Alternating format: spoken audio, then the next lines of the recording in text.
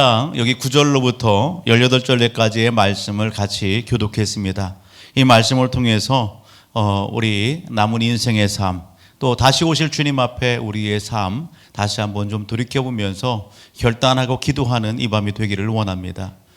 오늘 대전시 곳곳에서 작은 행사가 이렇게 있었는데, 어떤 행사였냐면 크리스마스 트리를 갖다가 이렇게 세우고 그리고 예배드리는 그러한 일들이 있었습니다. 유성구에서도 그렇고 대전 기독교연합회에서도 그렇고 오늘 이 땅에 구주로 오신 예수 그리스도의 탄생을 이렇게 기념하면서 또 그리면서 성탄을 준비하는 그러한 모든 대전 시민에게 그날을 알리고 소개하는 그러한 성탄 이런 그 추리 점등식이 있었습니다.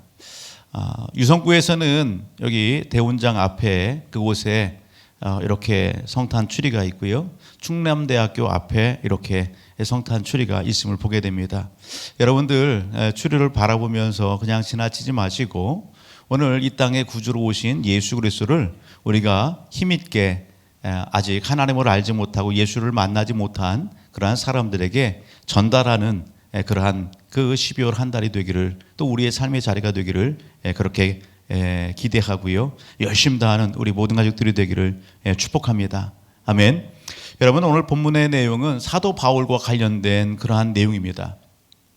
사도 바울을 생각해 보게 되면 사도 바울이 언제 예수님을 처음 이렇게 만났는가, 그가 주를 이렇게 고백하는 회심의 역사가 언제 있었는가, 그리고 사도 바울이 언제 하나님의 품으로 이렇게 순교하고 가게 됐는가, 역사학자들의 이렇게 주장과 그 글들을 보게 되면 AD 35년 정도에 사도 바울이 다메섹 도상에서 회심한 것을 그렇게 공통적으로 이야기합니다.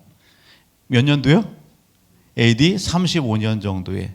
그리고 사도 바울이 로마의 감옥에서 순교했던 그때를 AD 68년 정도로 이렇게 얘기합니다. 그렇게 보게 되면 사도 바울이 예수님을 고백하고 그리고 열심히 복음을 전하고 한 그 기간을 이렇게 따져보게 되면 몇 년 정도 되는 거예요? 예, 그렇죠. 33년 정도 되는 겁니다. 약 33년 동안 사도 바울이 열심히 복음을 전했습니다.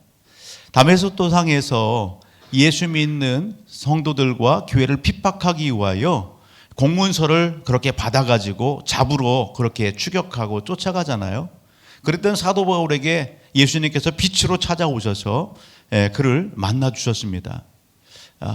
이러한 그 사도 바울의 회심에 관련된 부분들, 그리고 사도로 부름받고 또 주의 복음을 전하는 그 일들 가운데에 사도 바울이 자신의 그 과거적인 그런 부분들을 어떻게 주님을 만나고 그리고 사역자로 달려가는 그런 모든 과정들을 갈라디아서를 통해서 이렇게 소개하는 것을 보게 돼요.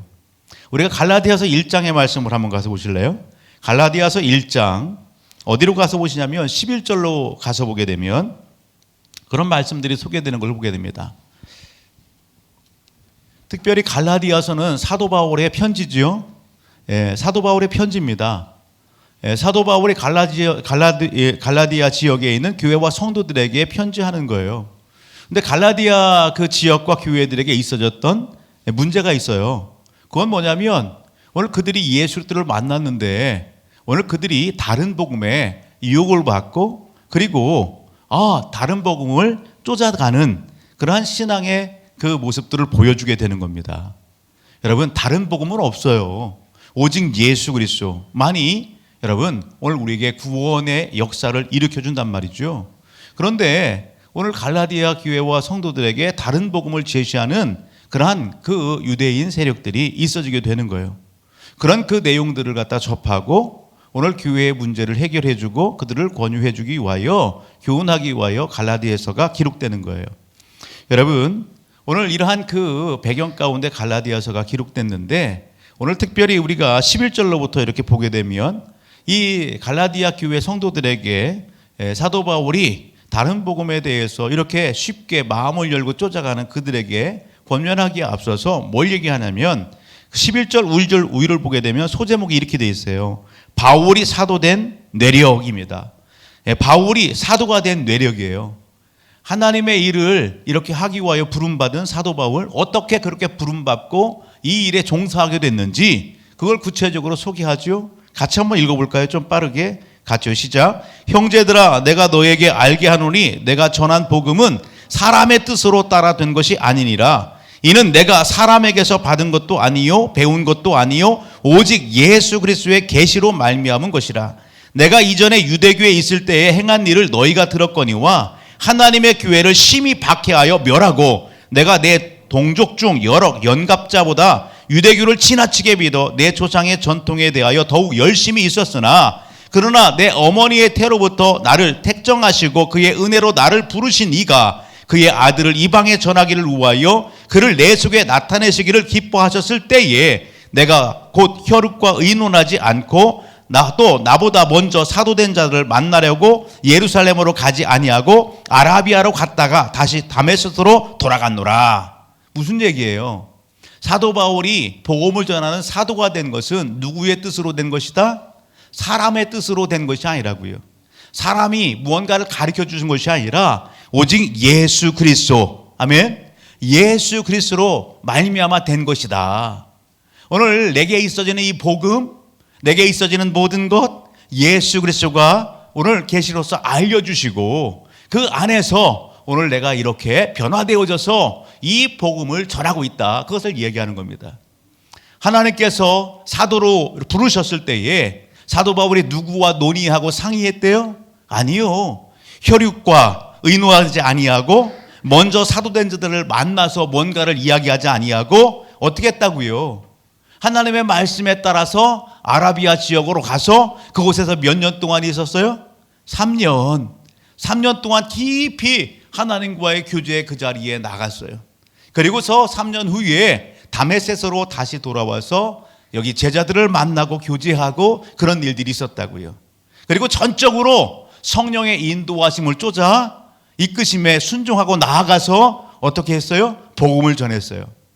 사도 바울의 얼굴을 알지 못하는 사람들도 무슨 얘기를 듣는 거예요? 사도 바울에 대해서는 익히 소문이 자자해요. 예, 사도 바울이 어떤 사람이었어요? 우리가 읽었던 말씀 중에 사도 바울이 교회를 어떻게 했어요? 핍박했어요. 박해했어요. 예수 믿는 사람들을 그렇게 박해했던 사람이에요. 그랬던 그가 어떻게 바뀌고 변화되었다고요? 22절, 23절 가서 보게 되면 이렇게 얘기하는 거예요. 갈라디아서 1장 22, 23, 24절 같이요. 시작. 그리스도 안에 있는 유대의 교회들이 나를 얼굴로는 알지 못하고 다만 우리를 박해하던 자가 전에 멸하던 그 믿음을 지금 전한다 함을 듣고 나로 말미암아 하나님께 영광을 돌리니라. 할렐루야. 사도 바울의 얼굴은 알지 못하지만 사도 바울에 대해서 사람들이 어떻게 해요? 들어서 안단 말이죠. 아, 바울 그 사람이 어떤 사람이야? 유대교의 교회들을 갖다가 유대의 교회들이 사도 바울은 알지 못하지만 어떻다고요? 그가 교회를 박해하고 핍박했던 사람 아니냐. 그랬던 그가 그 믿음을 지금 전하고 있다라는 거예요. 그 믿음을 전하고 있어. 그것을 위해서 하나님 앞에 뭐 한다고요? 영광을 돌리더라 말입니다. 사도 바울의 변화됨이, 여러분 하나님의 말씀에 순종함이 사도 바울의 그 삶을 통해서 누구에게 영광이 되고 기쁨이 되더라? 하나님 앞에 영광이 되고 기쁨이 되더라 말입니다. 여러분 이번 한 주간을 한번 점검해 보시기 바랍니다. 여러분 한 주간 동안 여러분 하나님과 동행하는 삶을 사셨습니까? 이 자리에 계신 분들은 다 예수를 내 마음에 구주로 모신 하나님의 자녀 백성들 아닌가요? 맞죠? 여러분 예수를 내 마음에 여러분 구주로 구원자와 주님으로 모신 오늘 저와 우리 모든 가족들 이 한 주간의 삶을 한번 생각해 보자고요. 한 주간 동안 하나님과 동행하셨습니까? 옆에 있는 분에게 한번 인사해봅시다. 한 주간 동안 하나님과 동행하셨습니까? 예. 하나님과 동행하셨나요? 예. 아멘. 여러분 하나님과 동행하셨다고 한다면 하나님과 동행하면서 있어진 뭔가 여러분 체험도 있고요. 예. 또 있어진 여러분 하나님에 대한 뭔가 이야기 나눌 만한 것들이 있지 않겠어요? 하나님과 동행하면서 이 한 주간 동안 여러분 하나님을 어떻게 이야기할 수 있고 어떻게 소개할 수 있을까요? 하나님과 동행한다고 하는 것은 하나님의 말씀과 여러분 동행하는 거예요. 하나님의 말씀을 여러분 기억하고 그 말씀을 붙잡고 내가 한 주간 동안 삶을 살아가는 거예요. 여러분들이 한 주간 동안 붙잡은 말씀이 뭡니까? 여러분 그 말씀을 붙잡고 삶 속에 적용할 때에 여러분 그 말씀의 능력과 권세와 여러분 그 말씀의 열매들이 내 삶 속에 여러분 맺혀지고 드러나고 그 말씀의 능력으로 여러분 오늘 이기는 그러한 역사들을 여러분 경험하시고 오늘 이 자리에 달려나온 줄 믿습니다. 아멘. 저는 이 말씀을 묵상하면서 오늘 이 자리에 이기까지 저에게 있어서 잊지 못할 말씀이 있어요. 예, 추려서 세 구절의 말씀을 추린다고 한다면 저는요 당당하게 세 구절의 말씀을 이야기할 수 있어요. 예수 그리스도를 처음 만나고 그리고 여러분 저의 인생에 있어서 영적인 삶에 있어서 가장 여러분 많은 도전이 되고 은혜를 주시고 삶의 변화와 그리고 신앙의 자리에 성장과 성숙을 이루는 그러한 여러분 하나님의 그 삶의 자리에 여러분 감동이 되고 은혜가 되고 능력이 됐던 그 말씀 지금도 마찬가지죠. 그 말씀이 뭐냐? 요한복음 14장 1절 말씀이에요. 너는 마음에 근심하지 말라. 하나님을 믿으니 또 나를 믿으라 라는 말씀이에요. 누가 하신 말씀이에요? 예수님께서 하신 말씀이에요. 이 말씀의 배경이 어떤 거예요? 예수님께서요 제자들과 함께 하시면서 예수님께서 제자들을 떠나신다는 거예요. 예, 떠나신다고 말씀하시는 거예요. 그런 말씀 가운데 제자들이 여러분 같이 있었던 예수님이 왜 떠나셔? 유대인의 왕이 되시고 그 좌우편에 우리를 앉게 하시고 그렇게 해야 되는데 그 주님이 떠난다고 한단 말이에요.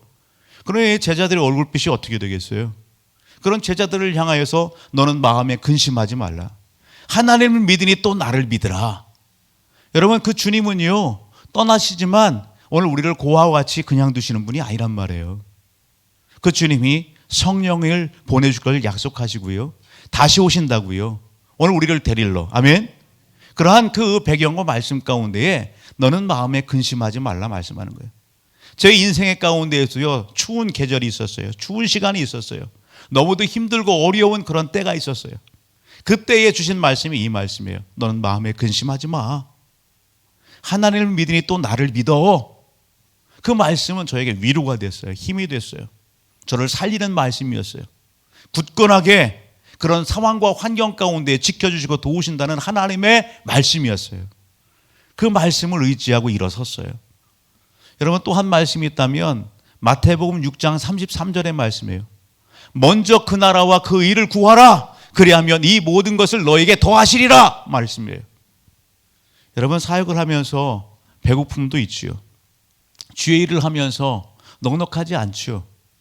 여러분 그러한 상황들 가운데에 무엇을 먼저 우선시해야 될까? 주님을 여러분 섬기고 따라가면서 무엇이 영적 삶의 우선순위에 두어야 될까? 경제권인가? 세상의 문화인가? 관심인가? 무엇이 하나님이 기뻐하시는 거에 여러분 우선순위의 싸움 가운데 있을 때에 너는 먼저 그 나라와 그 의를 구하라. 그리하면 이 모든 것을 너에게 더하시라 말씀하시는 거예요. 저는요 한 가정의 장남이에요. 이 땅에 한국의 문화 가운데 장남은요 보이지 않는 어깨에 무거운 짐이 있어요. 경제를 책임져야 될 그런 무거운 짐도 있고요. 또 여러 가지 사항들이 있는데 그런 부분들 가운데에 그런 여러 상황과 환경들이 사역과 하나님의 영광과 하나님이 기뻐하신 일들 가운데 갈등을 이렇게 불러일으키더라고요. 우선순위의 싸움, 학교 공부와 직장과 신앙과 여러분 여러 그런 그 상황들 가운데에 우선순위의 싸움들을 그렇게 갈등하게 되고 그런 자리에서 자꾸 맹글맹글 맴돌게 되고 앞으로 전진하지 못하는 그런 상황 가운데 주셨던 말씀이 마태복음 6장 33절이에요. 너는 먼저 그 나라와 그 일을 구하라. 그리하면 이 모든 것을 너에게 더하시라. 하나님이 모든 것을 다 준비하고 계시는구나. 하나님이 모든 것을 다 준비하시고 이 말씀으로 나를 초청하시는구나. 여러분, 우선순위의 싸움에서 우선순위를 하나님 앞에 둘 때에 하나님께서 열어주시고 놀랍게 역사하시는 그런 은혜의 장을 보여주셨어요. 여러분, 이 말씀은 지금도 여러분 제 마음속에, 제 삶 속에, 제 사역 현장 가운데에 있어지는 말씀입니다. 하나 더 있다고 한다면 예레미야 33장 3절에요. 너는 내게 부르짖으라. 내가 내게 응답하겠고 내가 알지 못하는 크고 은밀한 것을 내가 내게 보이리라 말씀하시는 거예요. 그렇습니다. 믿음은 눈에 보이는 것을 그리고 손에 잡은 것을 여러분 추구하는 게 아니에요. 믿음은 보이지 않아요. 그러나 그것이 이루어질 것을 믿고 하나님 앞에 모든 것을 맡기고 나아가는 거예요. 이미 하나님은 하나님의 자녀로 오늘 우리를 불렀어요. 그리고 이 자리에 두셨어요. 하나님은 우리의 모든 필요를 공급할 그 모든 걸 다 아시고 준비하고 계신 하나님이십니다. 그 하나님 앞에 그럼에도 불구하고 하나님이 찾으시는 것은 하나님 앞에 오늘 우리의 입을 열어서 부르짖기를 원하신다는 사실입니다. 아멘. 여러분, 오늘 저와 우리 모든 가족들, 우리가 신앙생활하면서 나를 살린 말씀이 뭡니까? 내가 붙잡고 여러분 하나님 앞에 기도하는 그 레마의 말씀, 그 말씀이 뭐예요? 옆에 있는 분에게 한번 인사할까요? 당신에게 레마의 말씀은 무엇입니까? 레마의 말씀이라는 것은 여러분 내게 주신 말씀, 내가 체험된 말씀. 아멘. 여러분, 그 말씀이 어떤 말씀이에요? 여러분, 그 말씀들을 여러분 마음판에 새길 수 있기를 주의 이름으로 축복합니다. 사도 바울은 분명한 여러분 하나님의 여러분 인도하심과 그리고 하나님의 약속의 말씀들, 그 말씀들을 마음에 새기고 어떤 유혹과 상황과 환경 가운데 흔들림이 없이 여러분 주의 기쁨을 위하여 부르심에 그렇게 믿음의 걸음을 나아갔던 그 삶인 것을 오늘 보여주는 것입니다. 그 사도 바울의 삶의 현장 가운데 놀라운 역사들이 일어나지 않나요? 가는 곳곳마다 여러분 오늘 예수 그리스도의 생명의 복음이 전파되고 그리고 교회가 세워지는 역사가 일어나게 되는 거예요. 여러분, 귀신이 떠나가고 질병에 그렇게 묶여 있고 노출되어 있는 그러한 심령들이 고침받고 일어서는 그것은요 여러분 부차적인 거예요. 사도 바울이 나아가서 생명의 주를 전파할 때에, 복음을 전할 때에 그들이 누구를 여러분 어둠의 세력들이 떠나가고 여러분 복음의 광채 가운데 그들이 하나님 앞에 돌아오는 놀라운 역사, 그런 역사들이 부지기수로 일어나게 되더라 말입니다. 아멘. 오늘 하나님께서 우리를 부르신 데에는 분명한 이유가 있습니다. 사도 바울이 보였던 그 사역의 현장, 그 삶을 이 시대에 여러분 바로 옆에 있는, 바로 오늘 예배 현장 가운데 있는 우리를 통해서 이 시대에 그러한 일들을 이루기를 원하신다는 사실이에요. 우리도 동일하게 나아가서 예수 그리스도, 여러분 예수가 메시아요 구원자 되심을 여러분 전하기를 원하신다니까요. 우리가 신앙생활하면서 왜 공허합니까? 신앙생활하면서 여러분 왜 몸이 건조합니까? 왜 신앙생활하면서 재미가 없어요? 신앙생활하면서 기도는 많이 하는데 뭔가 영적인 부분들을 여러분 그렇게 사모하고 그렇게 많이 하는데 왜 변화가 없어요? 왜 그래요? 왜? 여러분, 오늘 우리는요 우리의 신앙, 우리의 믿음을 여러분 오늘 다시 한번 점검해 보시기를 주의 이름으로 축복합니다. 사도 바울은 철저히 자기중심적인 신앙이 아니었어요. 사도 바울은 날마다 간증이 풍성했어요. 왜? 하나님의 말씀을 벗삼고 하나님과 동행하는 삶을 살았기 때문에 그런 거예요. 우리와의 차이점이 뭐예요? 우리는요 내 느낌을 쫓아 살아요. 내 감정을 쫓아 살아요. 내 체험 중심의 삶을 살아는 거예요. 그렇기 때문에 오늘 사도 바울과의 차이점들이 있는 거죠. 사도 바울은 철저히 말씀을 붙잡고 성령의 인도하심을 쫓아서 한 걸음 한 걸음 나간단 말이에요. 우리는요, 하루하루 삶을 살아가면서 여러분 무엇을 붙잡고 살아요? 내 느낌, 내 감정, 내 체험 아닌가요? 내 어떤 의, 이것을 붙잡고 삶을 살아가지 않아요? 그러면은요, 우리의 삶 속에 뭔가 열심히 한 것 같은데, 뭔가 열심히 땀 흘린 것 같은데, 이 안에는 계속해서 밀려오는 게 뭔 줄 아십니까? 따라합니다. 공허함, 허전함. 공허함과 허전함만이 일어나게 되는 거예요. 왜? 말씀을 벗삼고 말씀 중심의 삶이 아니라 내 느낌과 감정을 쫓아서 삶을 살기 때문에 그러는 거예요. 체험과 뭔가 보여지는 현상과 그 부분들을 중점적으로 하면 그렇게 된다니까요. 그러기에 오늘 저와 우리 모든 가족들은 오늘 이 말씀 앞에서 사도 바울을 우리가 깊이 묵상할 때에 따라합니다. 나는 말씀 중심의 삶을 살겠습니다. 아멘. 그 삶을 살아낼 수 있기를 주의 이름으로 축복합니다. 목회 현장 가운데 지금도 마찬가지예요. 제가 어떤 영적인 신비로운 사건과 체험과 그리고 사건들을 사실은 많이 이야기를 하지 않지요. 꼭 해야 될 상황들 가운데만 그렇게 이야기를 하면서 주를 높이죠. 누가 한 일이기 때문에, 주님이 하신 일이기 때문에. 여러분, 그렇지 않으면 어떻게 될까요? 사람이 드러나고 사람이 높임 받거든요. 내가 한 것처럼 여러분 그렇게 포장이 되고 주님의 영광을 가리게 된단 말이에요. 여러분, 하나님이 하시는 것, 하나님의 일, 여러분 필요할 때는 그렇게 하지만 그렇지 않을 때에는요, 여러분 어떻게 해요? 잠잠하는 거예요. 오늘 사도 바울은 철저히 주님만을 높입니다. 주님만을 높여요. 오늘 저와 우리 모든 가족들 그러기를 주님으로 축복합니다. 그런데요, 오늘 본문의 내용을 보게 되면 그런 사도 바울도요, 여러분 흘러가는 시절 세월을 갖다가 막을 수 없어요. 그 시간을 막을 수가 없어요. 사도 바울이 여러분 AD 35년에 예수를 만났어요. 그리고 열심히 달려왔어요. 33년이라고 하는 그런 시간이 흘렀어요. 사도 바울이 몇 살에 예수님을 만났는지 알 수는 없어요. 그런데 그의 나이 이렇게 보게 되면 그래도 이제는 노년이 됐단 말이죠.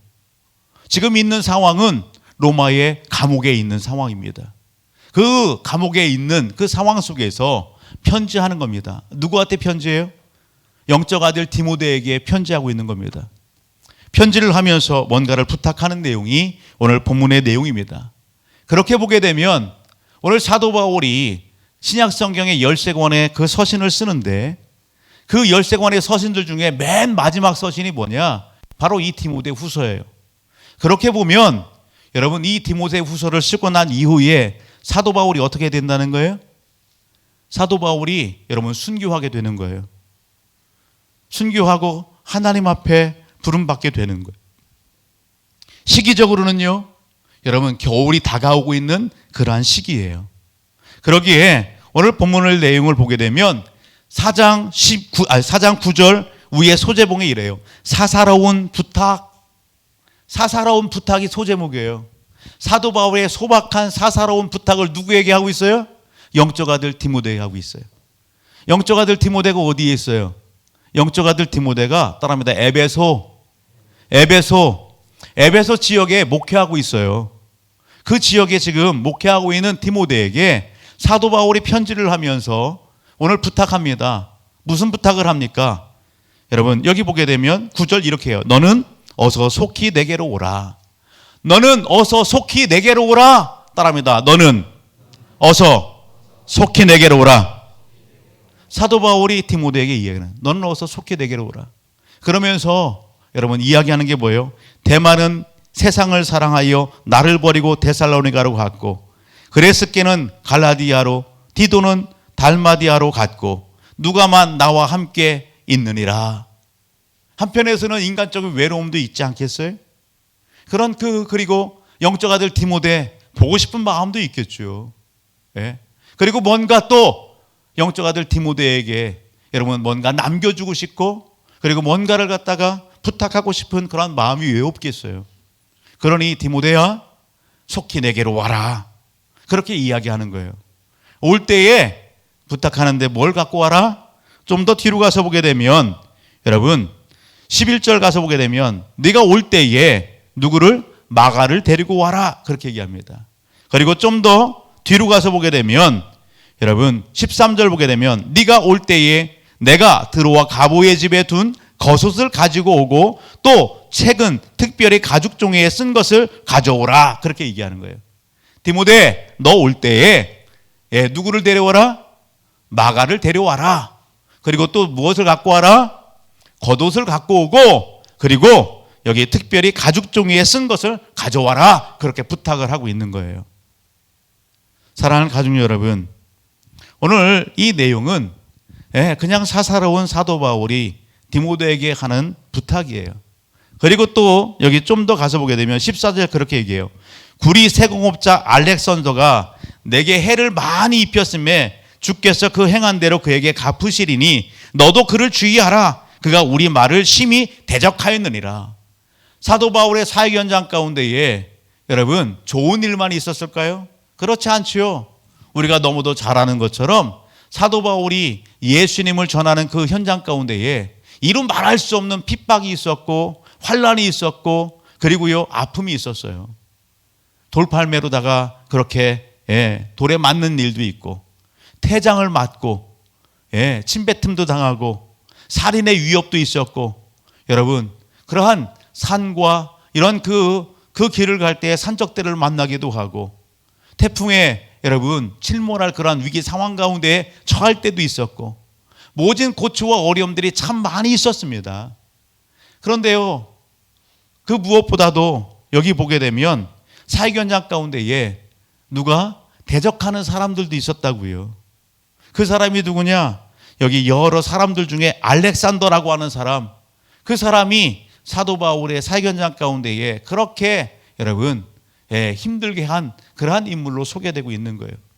우리가 신앙생활하면서 좋은 일만 있어요? 그렇지 않지요. 부당하게 이유 없이 공격을 당할 때도 있고요. 서러움 당한 일들도 있고요. 아픔 당할 일 많이 있습니다. 그런 일들이 사도 바울에게 있었음을 이야기하는 거예요. 여러분 오늘 저는 이 말씀 묵상하면서 여러분 오늘 저와 우리 모든 가족들이 오늘 설교의 제목이 인생의 영적 겨울입니다. 우리가 봄이 있으면 여름이 있고 여름이 있으면 겨울이 있죠. 우리 한국은 사계절이 그래도 분명하고 뚜렷하지 않나요? 봄, 여름, 가을, 겨울이에요. 우리 인생의 삶도 마찬가지예요. 봄은요 씨를 뿌리고 여러분 싹이 트고 그렇게 여러분 생명이 움트는 그러한 그 계절이 봄이 아니겠어요? 여러분 여름은요 여러분 무럭무럭 자라잖아요. 푸르르잖아요. 가을은요 결실을 해요.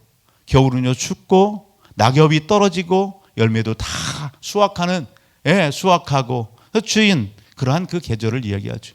우리 인생에도 그러한 여러분 시기가 있는 거예요. 우리의 여러분 연령을 갖다 본다고 한다면 연령을 본다고 한다면 내가 지금 봄의 시간이야.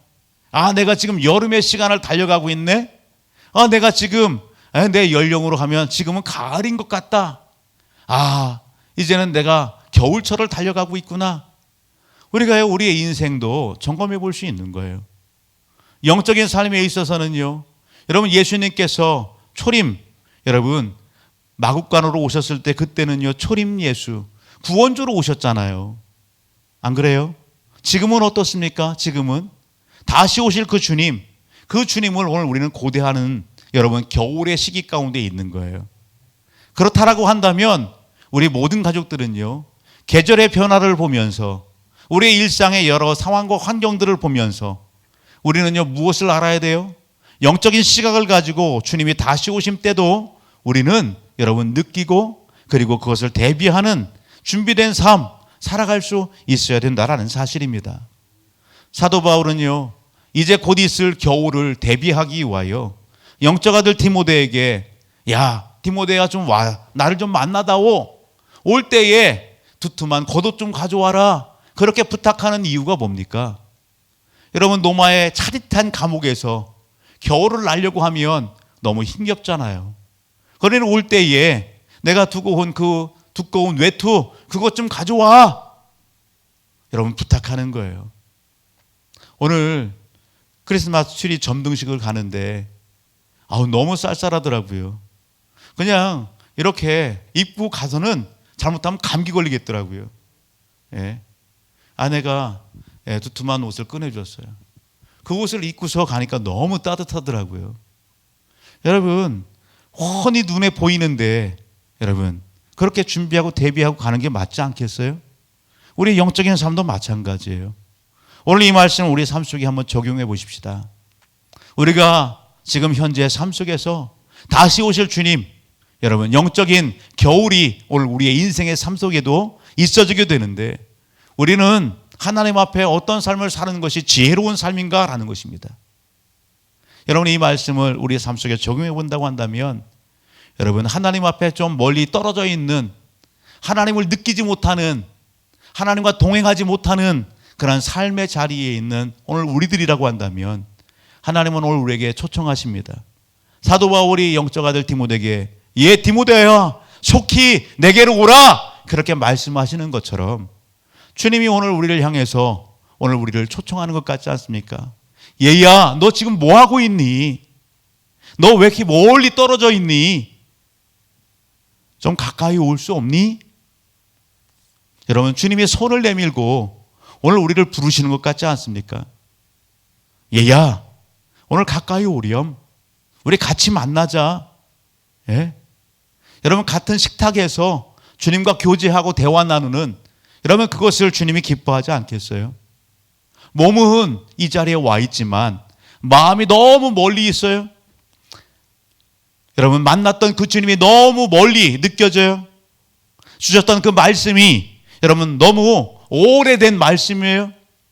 그래서 내 입술의 삶 속에서 여러분 오늘 그 하나님을, 오늘 만난 하나님이 아니라 여러분 처음 만났을 때 그 주님만을 생각하고 있지는 않아요? 저와 우리 모든 가족들은 어제나 오늘이나 동일하게 살아계신 그 하나님, 그 하나님을 인식하고 날마다 삶 속에서 동행하시고 역사하는 그 하나님을 입술로 고백하고 간증할 수 있어야 되는 것입니다. 그 자리에 하나님이 오늘 우리를 부르십니다. 얘야 나와 함께 하자. 오늘 하나님의 말씀과 멀어져 있다면, 내 삶이 하나님과 좀 동떨어져 있는 그런 상황 가운데 있다면 오늘 이 밤이 하나님을 전심으로 구하고 찾는 여러분 오늘 은혜의 밤이 되기를 주님으로 축복합니다. 여러분 무엇 때문에 멀어졌습니까? 여러분 오늘 하나님과 멀어진 그 이유가 어디에 있어요? 뭔가 서운함 때문이에요? 뭔가 불편함 때문이에요? 하나님 앞에 뭔가 여러분 원망스러운 뭐가 있어요? 여러분 그 모든 것을 다 토로하시면서 하나님과의 관계가 회복되어지는 이 밤이 되기를 주의 이름으로 축복합니다. 다시 오실 주님 앞에, 우리의 영적인 여러분 겨울 앞에 저와 우리 모든 가족들은 어떤 삶을 살아야 됩니까? 사도 바울은요 예수들을 깊이 만나고 여러분 성장과 성숙의 그 과정들 가운데에 사도 바울이라고 왜 논하지 않았겠어요? 처음에 주님을 만났을 때 사도 바울, 그도 다듬어지지 않는 성품과 인격의 그러한 모습들이 보여지더란 말이에요. 특별히 여기 마가를 데려오라 사기 현장 가운데에 여러분 마가가 1차 전도여행 가운데에 여러분 그 전도여행을 포기하고 돌아갔어요. 2차 전도여행 갈 때에 바나바는 마가를 데리고 가자고 하고 사도 바울은 1차 전도여행 때 우리와 함께하지 않고 그렇게 갔던 마가를 다시 데리고 갈 수 없습니다. 그렇게 하면서 서로 싸웠단 말이에요. 그랬던 마가를 오늘 사도 바울이 뭐 하는 거예요? 다시 데려오라 그렇게 얘기하는 거예요.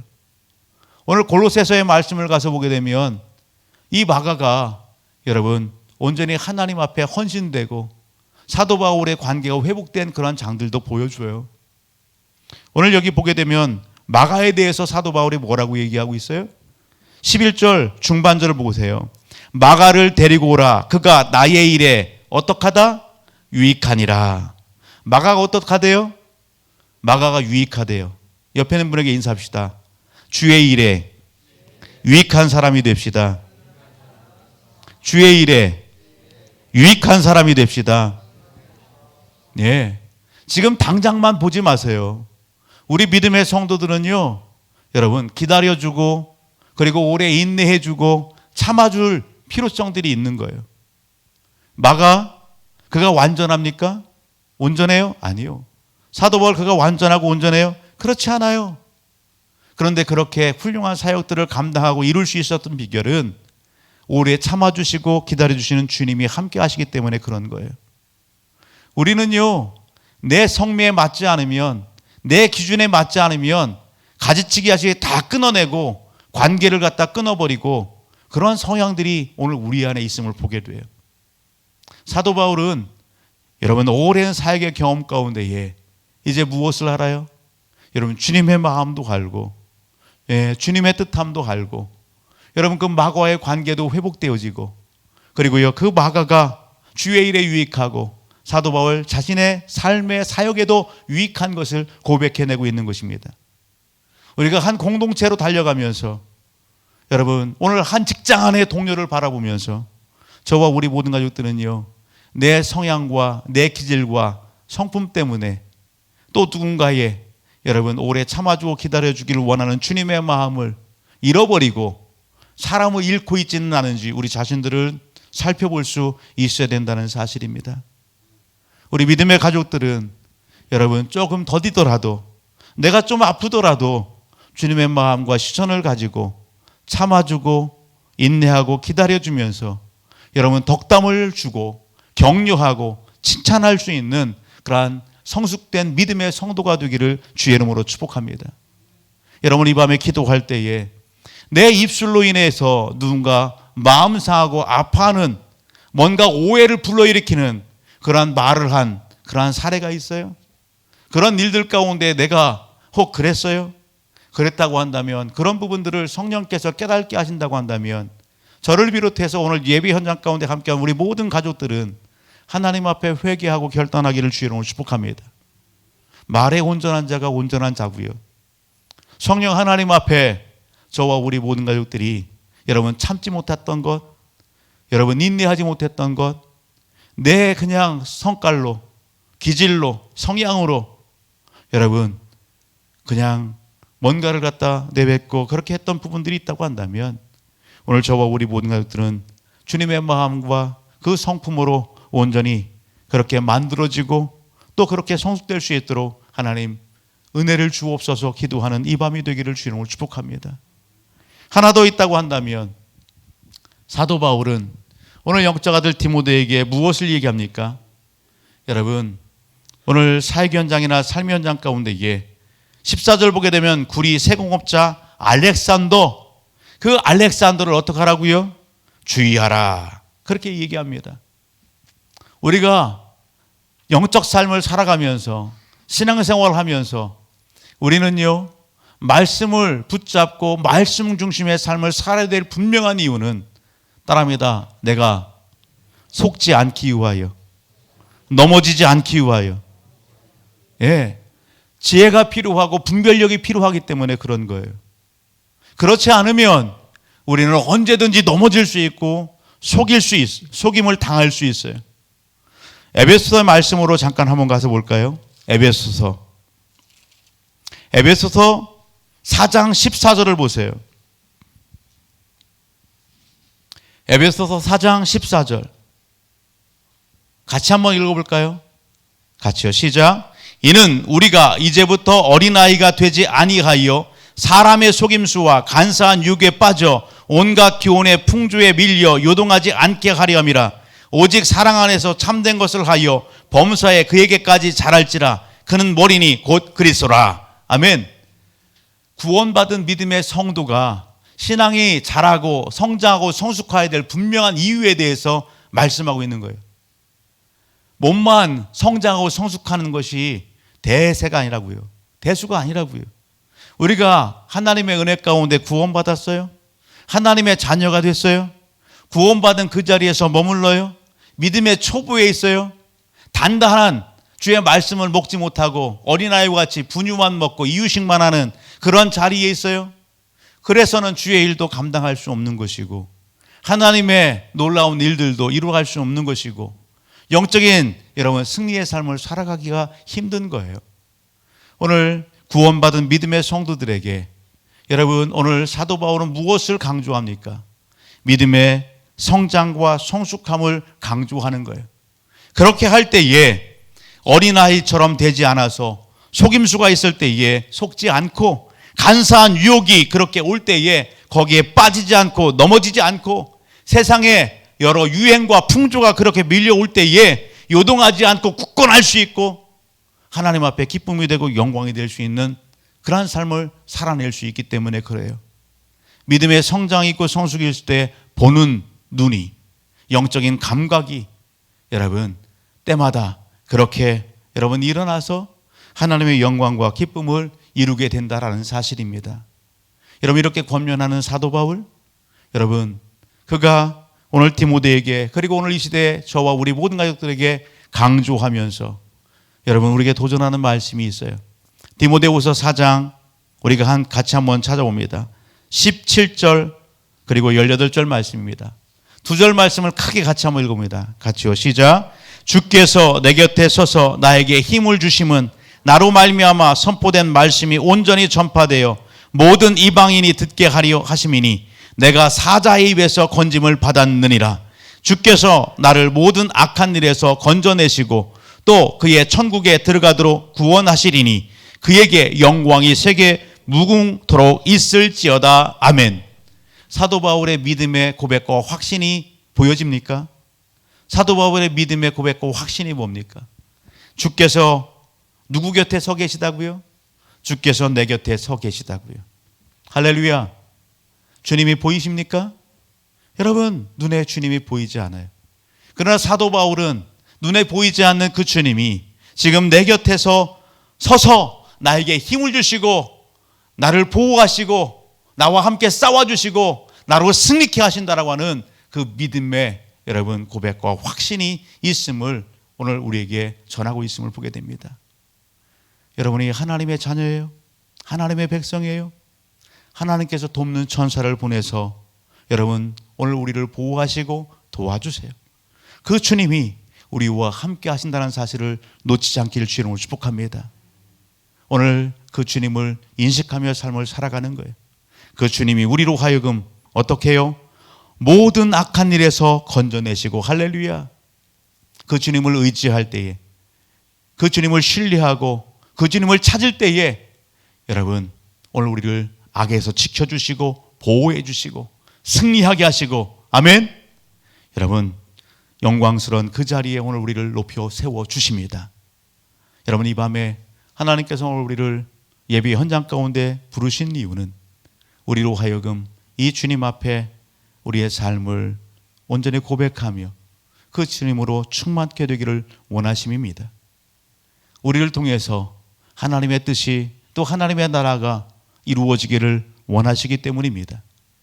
그 하나님의 마음을 간직하시고 우리 함께 기도의 자리로 나가기를 원합니다.